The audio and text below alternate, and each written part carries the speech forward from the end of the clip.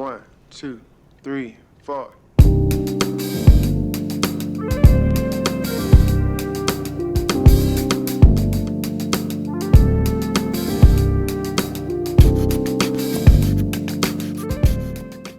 Alright, and welcome back to It's Not a Sport. Season 4, Episode 18, this will be. Quick reminder, as always, before we get into this talk, make sure you leave a like, comment, subscribe. It really helps me out. And also check out our website, because we will have articles like this one, where you can check out our developer's blog for the game that I'm currently making, so you can out week by week, and our work process and some of the cool stuff that we have up there, and art and concept art and trailers and videos that we have developed over the course of our school year. We also got want to listen to all of our past podcasts and shows like that. The links are also down here on the website. That's on our YouTube channels and our podcast website, Spotify, iTunes, Google Podcasts, all that in the description below, so definitely check that out. Anyway, what's the main topic for this week? Well, I have something really fun to talk about, and that is the Oculus Quest. Not right here. So this bad boy is the Oculus Quest 2. It is the new VR headset from Oculus, which is Facebook. There, it is really something else. Really interesting device. Now moving forward and talk about it. Haven't seen this show already, and I know I'm kind of like showing it off right now too. This is really small, really slick, and that's all it comes with. Real easy to see what the show is about. So in our past VR show, we talked about one of the problems with VR is the accessibility. It is very hard to be to get into VR, to spend money on it, because unlike consoles, VR is very expensive. It requires a powerful computer. Some of those things go for $800 a piece. It required sensors, a room, a space, and all that jazz to really get working. Now, unironically, I would like to show off the VR headset more, but all of Facebook's sites are down at the moment at the time of recording this. I don't know how, but Facebook, Instagram, WhatsApps, and all Oculus are all down at the moment. So that's, fuck me, I guess. That's just how the world works usually. But that's not going to stop me from showing off and talking about it. So first off, accessibility. This thing, as it costs right now and how it's designed, it's very, very slickly designed. So the cost of it right now for 128 gigs on Amazon is about $300. So it's cheaper than your average PS5 and Xbox right now, and it's about $400 if you want 250 gigs, which I don't really think you need a lot of memory for this thing, because most of the times, if you're a true gamer, you should probably be buying your games through Steam and running the game. However, why this thing is beautiful, that is because old VR headsets required you to have a lot of setup around them. So it required you to have things like sensor cameras and a lot of accessories around your space, around your work. It had this big ass cord that would go like behind you, and then to hook up to your computer, access like that. But with the Quest 2, they've actually solved that issue of getting around that. Super accessible. The only downside I'd say to this headset is that most of the games and most of the stuff that it's run through is through Facebook, of course. You need to have a Facebook account. They want you to buy the games through Facebook. They want you to have the Facebook app on your phone and have all that. And that's the only downside to it. There's ways around that. You hook this up to your PC. You run it on Steam Play. You can play all your VR games through Steam. It works just as good as a normal VR headset. And one of the things why this is so good is that, well, it got around the cameras, is that all the cameras, instead of having external cameras, the cameras are in the headset.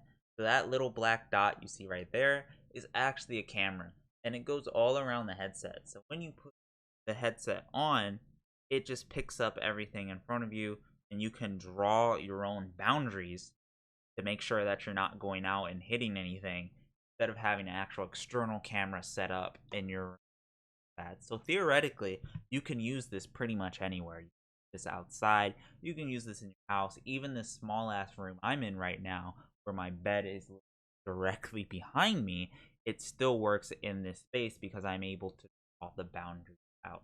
So really, just that alone makes it incredibly accessible, along with the price as well, makes it really cool device. And when I had my friends come over and try it out, one of my friends, he actually bought it the next day. So that's how cool this is. This is actually the student one borrowing for development reasons for games.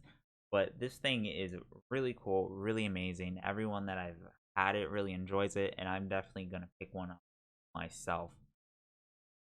With that out of the way, let's talk about some of the features that this, other than just actually has really cool feature, revolutionize gaming moving forward. And if we can solve this problem to make these things really cool, and make really cool games out of them, this will be a huge step for the gaming moving forward too, especially how accessible these things are at the moment. And the first one, that being, is handheld tracking. So this video kind of shows it off a little bit, but in the actual client, instead of using the controllers here as your hands, where you have to use triggers and the Joy-Con and the buttons, instead of using these, the Oculus Quest 2 has hand tracking in it. So it actually allows you to use your hands as the controller, as we see in this dude, VR Scout, play this game right now. He's really testing out the hand tracking features, and this, I think, was a tech demo that the guys at Oculus made. But it's really cool, where if developers can start experimenting, excuse me, with VR and experimenting with the hand tracking specifically, we could probably make some really cool experiences and some really cool game development features, not only just for fun, but for other reasons too. So, for example, this could be used for flight training. It can be used for medical purposes, for performing surgeries, of course. It can be used for learning how to drive your first car, maybe. It can be used for so many different, there's so many applications that can be applied to VR. And now that it's becoming more accessible to the general audience and not just a niche like it was really 10 years ago, and really just 5 years ago, it is very impressive what those guys at Oculus have done with the Quest 2 and what they've developed, even with hand tracking. Now, it is a little bit, I think, buggy at times, and it can be a little iffy, the hand tracking. But as time moves forward, as they really flush it out in the next couple years, it'll be really, really, really fucking cool to mess with this. And I've already started up game ideas, thinking of making up games with VR.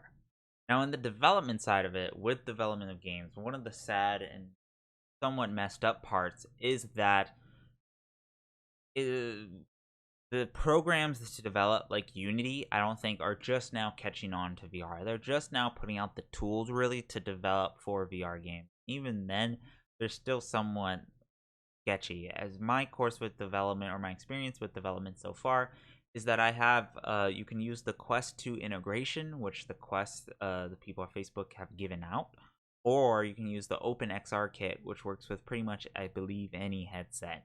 However, like,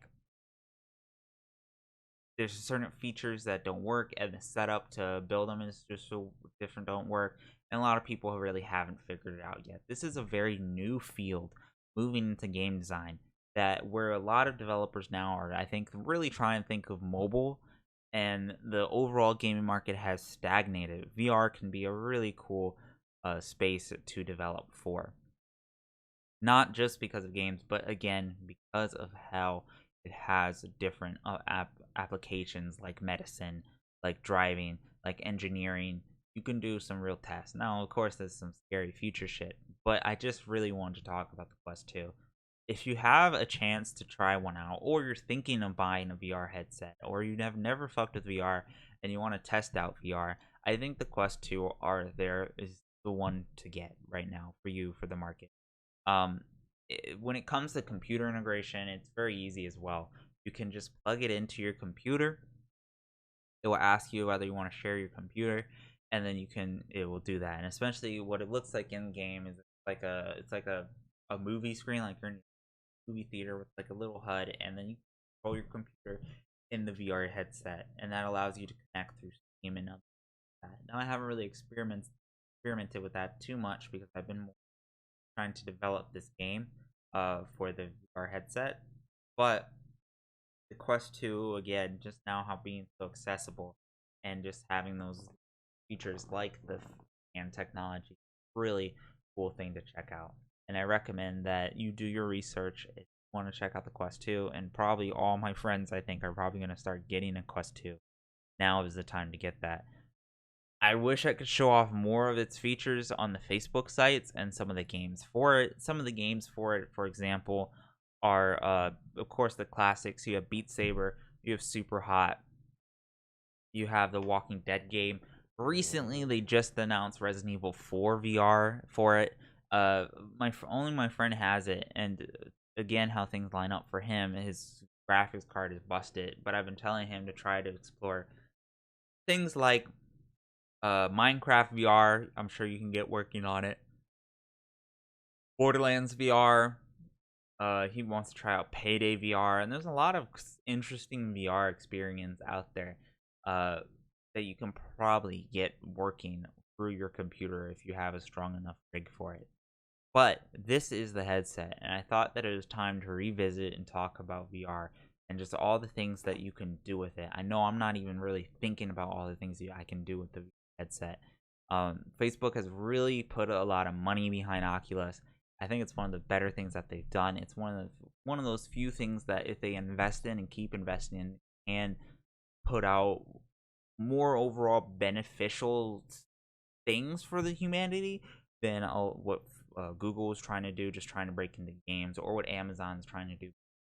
I think this way, with them buying off Oculus and really pushing the Oculus, pushing especially the hand VR controls, they can break into all those degrees I mentioned earlier with science, with medicine, with video games, with driving, with education. We could do some really cool stuff with the Quest. With that out of the way, that's my short talk about the Oculus Quest 2. This site is probably still down. I don't know how all Facebook just suddenly died. It's Facebook. So with that, we're going to get into the news now. I hope you enjoyed this talk of the Oculus Quest 2. Definitely give it out a try if you can. It is a really cool device, and I think it's definitely worth every penny. Let's get into the news right now.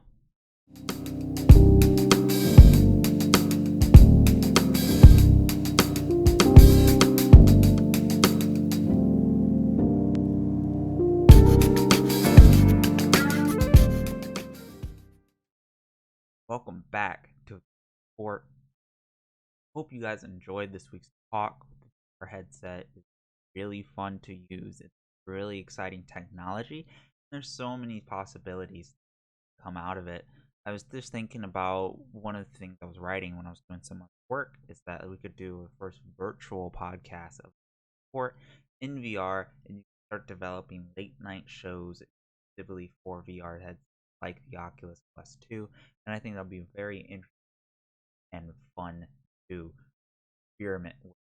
With that out of the way, let's get into the news my God, has the start of October just roller coaster out since last week's episode. Oh, there's just so many highs and lows of some things that are not on here that are personally notable.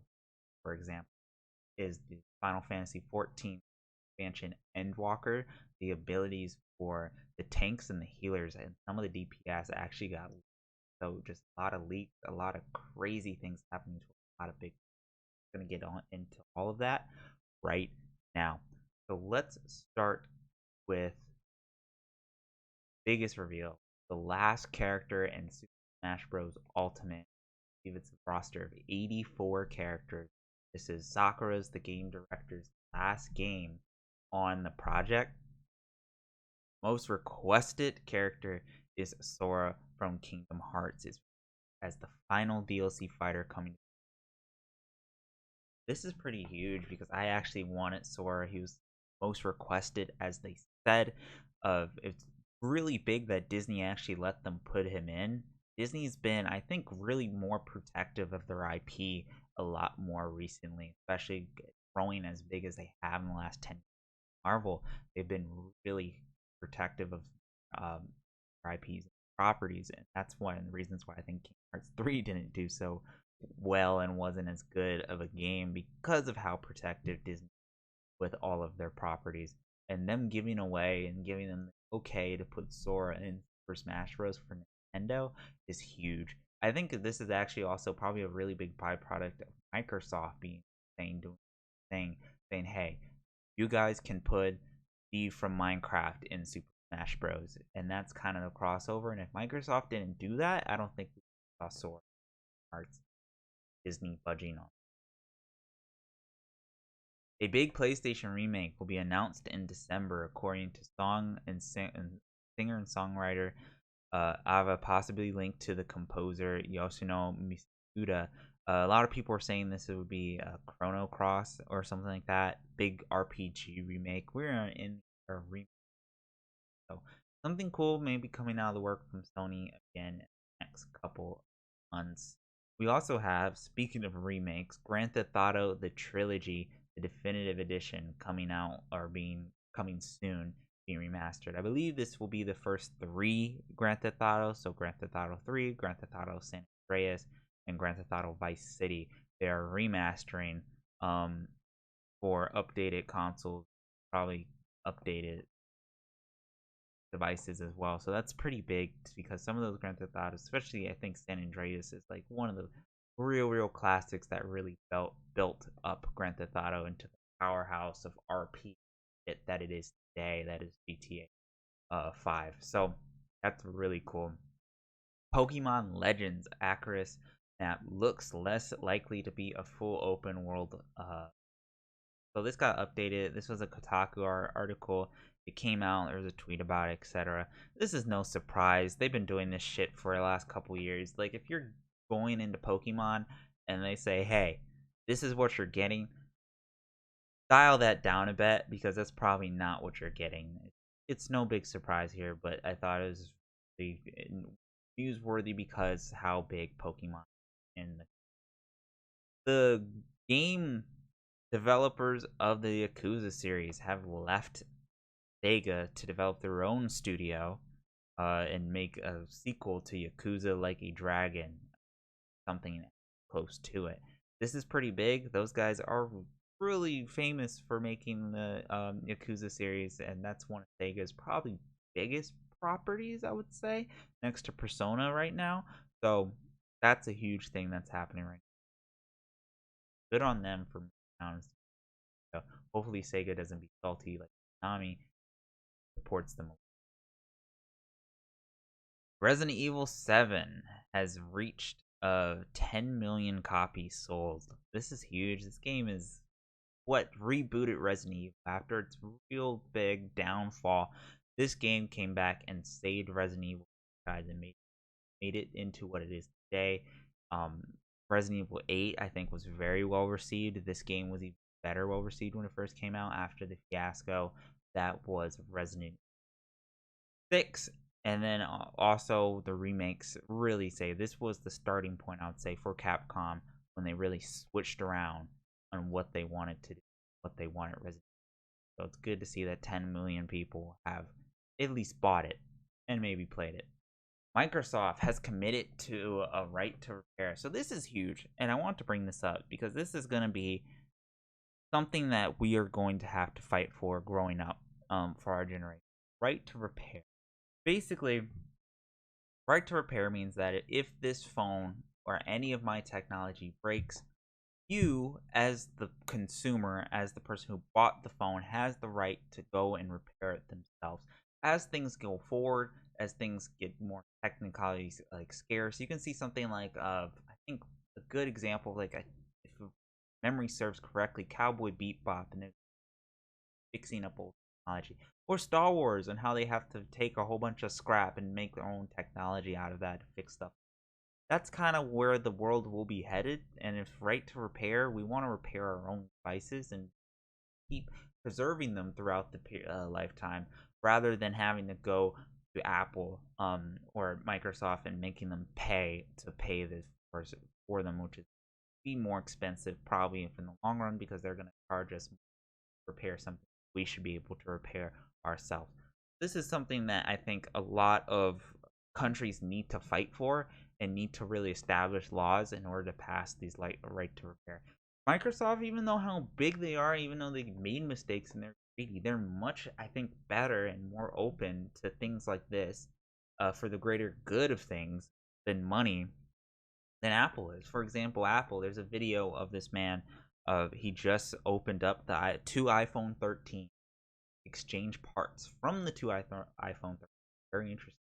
And the iPhone's broke, which means if you have two iPhone 13s and your main breaks, you can't take the same exact parts of that brand new iPhone 13 and exchange them into your old one and fix it. You can't do it. You have to buy a new iPhone 13 or go to Apple and pay them to do it for you, which is really fucked up. It just makes things harder for us to repair our own devices. Now I get it. On one side of things, you want to, as a big company, you want to protect your tech. If there's some sort of new revolutionary tech in your phone, you want to protect it. But on the other side of things, these things should be, when you buy a phone, you're buying the phone, you're buying the product. You know, it's scummy as like the gaming industry. Buy a game, you're buying the rights to play the game, you're not buying the actual game. Which means if you go into the game and fuck with it, they can take that away from you. It's a very weird dystopia thing that's happening right now with consumers and producers, that I think that as time goes on, governments and laws need to be passed to really regulate and provide clarity. So what the consume to protect the consumer and also protect the company. Anyway, that maybe is worth an entire episode on its own. We're gonna move on because I talked about that probably longer than it needs to, with more news. Paid XP boosters have been added to vendors despite promises that it would never happen. This game's dead. This game was dead on launch. If you bought this game, I'm so sorry. Why'd you buy this game? This game, we already did a video about it, about the red flags when it was in closed beta, and now they add paid XP boosters even though they said they wouldn't. Of course they're gonna do it. Anyway, again, game's dead. Let's move on. EA says it could cut ties with the FIFA and rename its football series. So they may rename FIFA series. I wonder, and I wonder if it's a problem with naming rights. It could be. It also could be just how bad of a rep FIFA has with within the video game community, but I don't know if that's it. It probably has to do with more naming rights and conventions.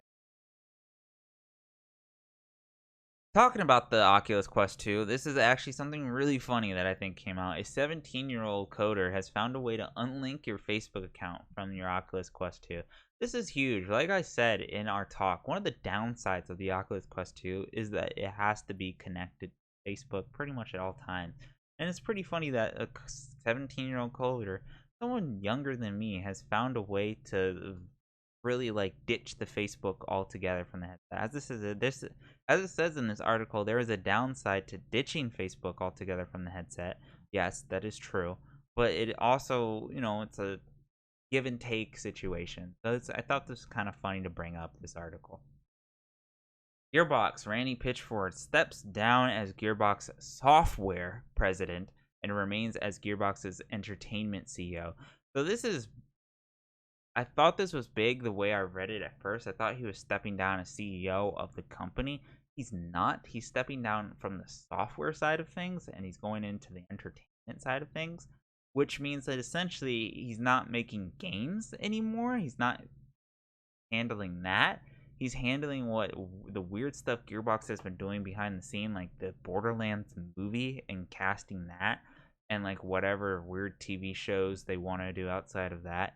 I know Borderlands movie, I believe Kevin Hart is playing Roland.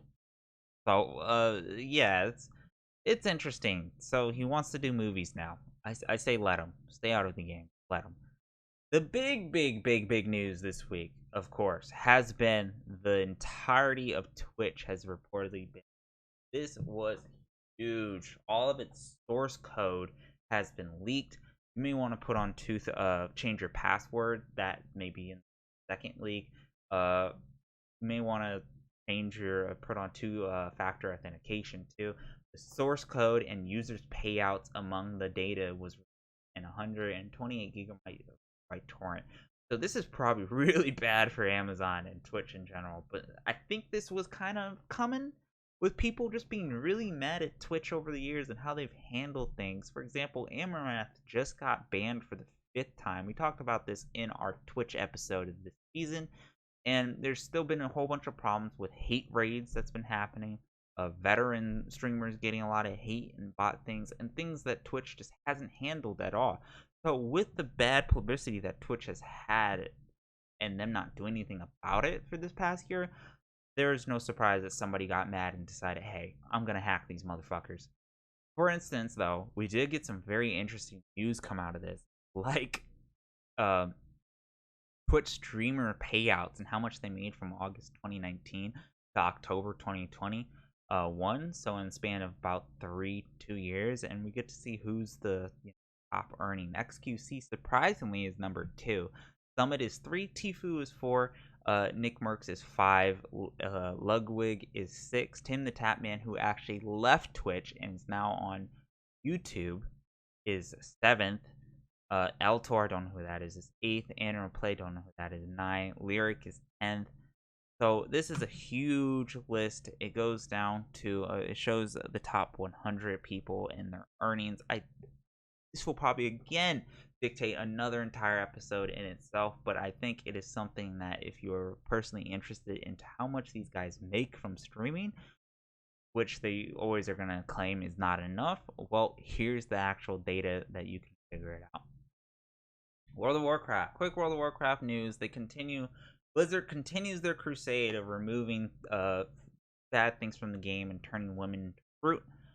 They removed a bunch of character jokes and flirty voice lines from the game in 9.1.5 on the PBE. A whole bunch of stuff. You can see this article over on Wowhead about all the sexual innuendos and shit that they're changing in the game. I don't know, dude. I think WoW is slowly dying at this point. It's very interesting. Games, 2 big companies, I think, kind of dying. One doing better than the other is Blizzard and Riot. Kingdom Hearts series is coming to the Switch. So with this, all the Kingdom Hearts games, I believe, will be on console. Have them on your Switch, except Xbox, but you can have it on the Switch, the PlayStation, and PC. That's where they've really fought for this. I think what it is that Square Enix was more than happy to do this. Shit, they probably did it already in their free time, and they just had it there, and it was like Disney had to give the go-ahead in order for them to actually do it. But if you're a Kingdom Hearts fan or you haven't played the game, now you can play it on your Switch. Anyway, that is our break for all the news. Woo. Minutes. Now we get into esports. Let's go over esports real quick because all the big tournaments are happening, and goddamn, it is crazy. So with the events, starting with what do we have coming up? I believe the Valorant tournament for NA or North America is continuing. They're continuing. Yes, the last chance to qualify for, I believe, their finals, and that starts on October 12th. So in a couple days, the first games will be 100 Thieves versus Gen G, Xset versus Lunacy, FaZe Clan versus Rise, Vision 1 versus Cloud9 Blue. So those are the teams that are competing for the last chance to finals or to qualify for the championship or Valorant Worlds. With League of Legends, we actually have group stages all set in. So let's look into these group stages. What group, who made it out of plans and who didn't. So in Group A, the finalizer of Group A is Cloud9, Damwon Gaming, Fun Plus Phoenix, and Rogue. Cloud9 made it out. So I think that this group, who's going to come in first place, I would be surprised that it's either, I think it's hard for Cloud9. As an NA fan, I don't think this group. I would actually be surprised if they came in third place, but I think they may be last. That's kind of my prediction. For Group B, it's 100 Thieves, Detonation Focus Me, Edward Gaming, and T1. This will be an interesting group. I think T1 makes it out, and then Edward Gaming. And I think 100 Thieves and Detonation Focus Me also have chances of getting out. It just kind of feels on how these guys are feeling each day. But it's a relatively, I think, even somewhat power level. However, Faker is in this. Go insane. For Group C, Fnatic, Han1 Life, PSG Talent, and Royals Never Give Up. I think Royals Never Give Up make it out. They definitely make it out. But I think that, again, this is going to be interesting because it's relatively the same power level. And will Chovy, be a god and make it out, carry his team to make it out of groups? That would be pretty interesting as well. Group D, however, I think is going to be the most interesting with Genji, LNG Esports, and Mad Lions and Team Liquid. This is also, I think, a very interesting group where I don't think any of the NA make it out of groups, I think. But this is going to be a very interesting group because they're all kind of somewhat powerhouses, but anything can go. This Worlds has been, I think, overall for me, I've been very not interested in it. I haven't been watching a single game of it. I think that's really because of how I feel about League at the moment and how the champion picks and pools and has really developed throughout this year. Even with League, like they just had a state of the game video, and it wasn't very well received, it seems, by the North American, but it's dead here anyway. With that out of the way, let's get into some really exciting stuff, which is the Dota 2 International. And currently, the standings are for this year's International. We have Invictus Gaming being 13-1, Virtus Pro being 9th and 5, OG being 9 and 5, Evil Geniuses being 8 and 6, T1 being 8 and 6, Undying being 8 and 6, Team Astrar being 5 and 9, Alliance being 4 and 16, and Thunder Predator, which I believe they are risk of being eliminated. They're out, being 0 and 14. Jesus Christ. Some of the standings of the games you have to looking forward to, starting on October 9th, which is Saturday. Today, you had Virtus Pro versus Thunderous Predator, Evil Geniuses versus OG, Team Astra versus T1, Undying versus Alliance, Elephants versus SG Esports, PSG.leg versus Vinci Gaming, and Quincy Crew versus Team Spirit, Beast Coast versus Fnatic, OG versus Undying, Evil Geniuses versus Thunder Predators, Invictus Gaming versus Team Astra, T1 versus Alliance.